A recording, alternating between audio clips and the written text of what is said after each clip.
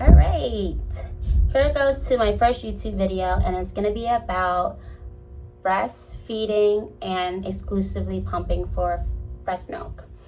So I just had a child. He's about 13 months. Tomorrow will be exactly 13 months. He's born on September the 7th, and it's gonna be October the 7th tomorrow.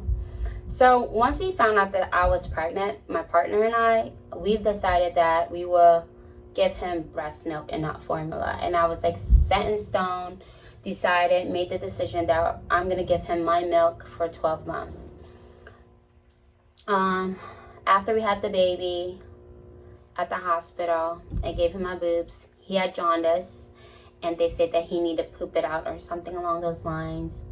I wasn't sure if I was making enough milk or not, because they said, well, he was pooping and peeing, and the nurse told me that if he's pooping and peeing, then it's enough. But since he had jaundice, he needs to poop it all out. So what they did was they gave me a breast pump to pump every single time. After I fed him, I had to pump and then store whatever little bit milk I had in a syringe and feed it to my son when he woke up from his nap or whatever.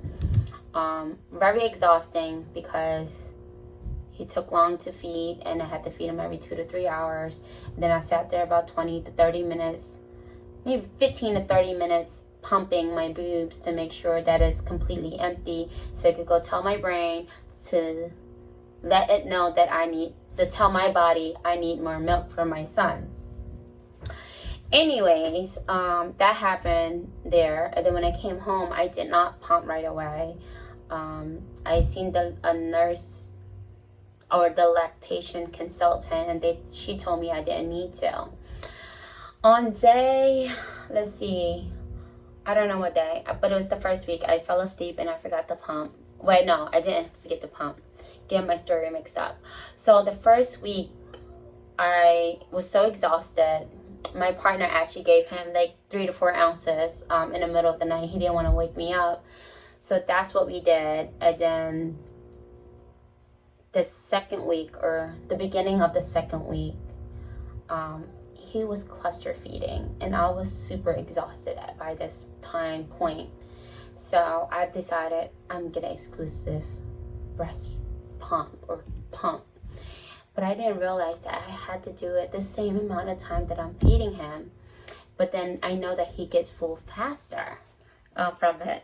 So anyways, I did that. I was fine. I hate it. I'm stuck to the wall. My back started to hurt. I didn't have the right chair. I was using this chair, my office chair.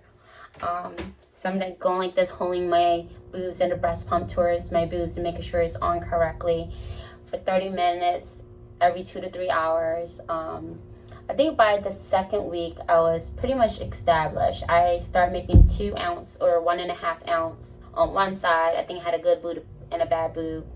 So altogether, I made about 3.5 to 4 ounces each time I pumped.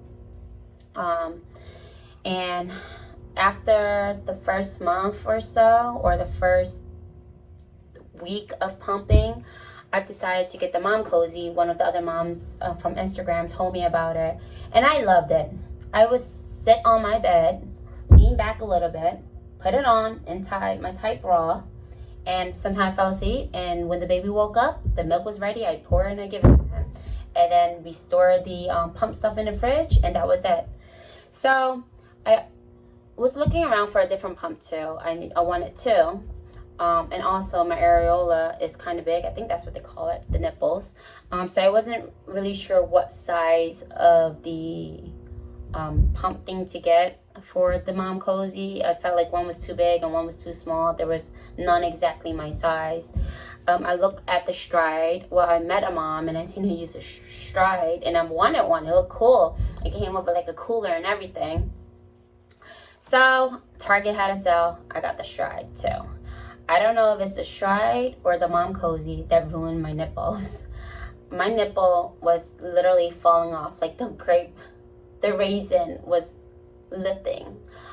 It wasn't so bad. I think it was close to a month that I just dealt with it, and every single time it was time to pump, I wanted to cry.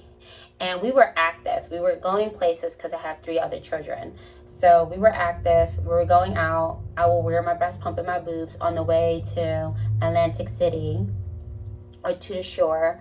And then I will pump, you know, and it was easy.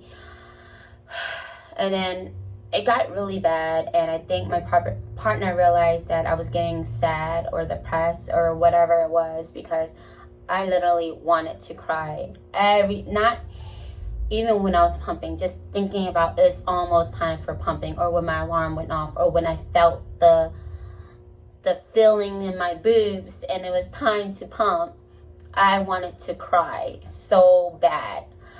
And I think he realized that when we were in the hotel room and I said, you guys go. And he's just like, why? Come to the pool with us, you know, come hang out. And I'm just like, I can't. I don't want to use the portable one because my nipples hurt. And I have to use the wall pump. And it took me longer because I put it on the lowest setting because it hurt. I put the cream, I had the nipple shield, I did everything. It just wasn't healing because I was pumping every 2 to 3 hours. So later that night at the hotel, my partner came to me and he said, you know, it's okay if you feed him like 50% of the time. And I'm just like, no, I want to feed him 100% my boob milk, or else I don't want to do it at all. And I think it's a personality thing, because he's not the first person who told me this. Like, I have friends telling me too, or people I just meet, like, not just me, like when people start to get to know me, they're like, you're an all or nothing type of person. And I think I am, and that kind of sucks, because I wish I listened to my partner, and I wish somebody else, well, there's people who told me too, I just wasn't listening.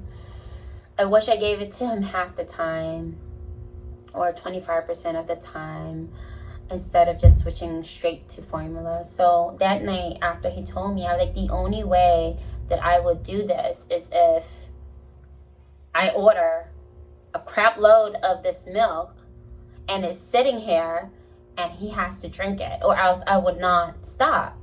So that night I ordered about 12 big containers from Sam's Club. I went on Costco, BJ, and Sam's Club to find the cheapest formula, and Sam Club had the cheapest one, which had the same formula as Enfamil, and that's the one that the nurse and the doctors recommended when I gave birth.